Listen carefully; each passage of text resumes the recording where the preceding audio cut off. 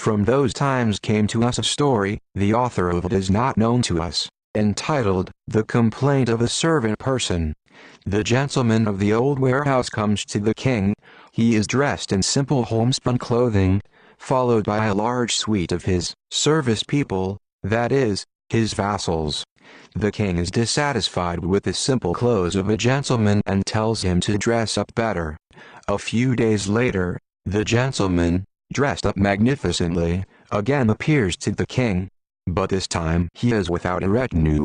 To the king's question, where did his servicemen go, the gentleman silently points to the gold with which his clothes are adorned. He exchanged the rights of the feudal lord for gold, the main force of the new century, and the position of the royal court. In the circles of this new court aristocracy and blossom, that elegant, lush, colorful poetry, which was largely a bright reflection of the Italian Renaissance. This court aristocratic school of poetry and literature was marked by the constant search for new forms. This school flourished in the works of Edmund Spenser, 1552–1599, Philip Sidney, 1554–1586, and John Lyly, 1554–1606. Edmund Spenser, the author of the famous poem, The Faerie Queene, is a significant figure in the history of English poetry. Its magnificent in colors and harmonious musicality, but somewhat chilly, decorative creativity found its most typical expression in conditional and elegant allegorical forms. This is Spenser's poem, The Faerie Queene, so are his sonnets. Philip Sidney's sonnet was much warmer and more lyrical, in which he sang his unhappy love for Penelope Devereux, the sister of the later executed Elizabeth, Earl of Essex. In Sidney's novel, Arcadia, which he, in his own words, wrote to deliver entertainment to his sister, the Countess of Pembroke, one can find features of realism, but they drown in the decorative splendor of the whole work as a whole. In the fantastic country of Arcadia, shepherds and shepherds live, and on this idyllic pastoral background, a story about the love of languid princes and gentle princesses is played out. This novel reminds one of those precious carpeted silk carvings that adorned the walls in the palaces of the nobles of Elizabethan England. This is not the real color of the sky and not the real color of the grass, but blue and green silks or incrustations of precious stones. Sidney's novel was considered at that time a model of good taste, and in Shakespeare he was one of the table books and undoubtedly had some external influence on the work of the great playwright, especially on his early comedies. Sidney's prose amazes us today with its sophisticated pretentiousness, but in this respect, all surpassed Lyly.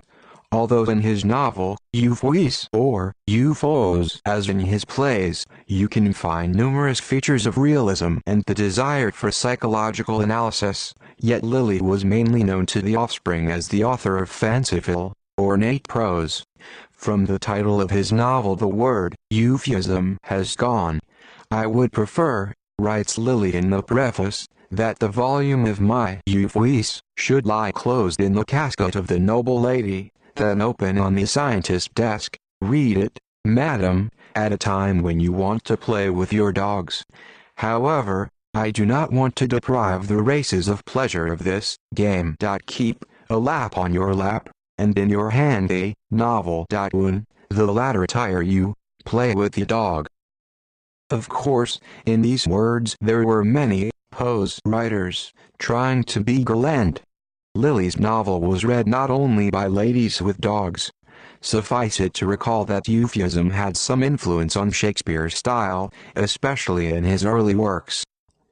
It goes without saying that even in the best works of the writers of the school we described, the Renaissance was very one-sided.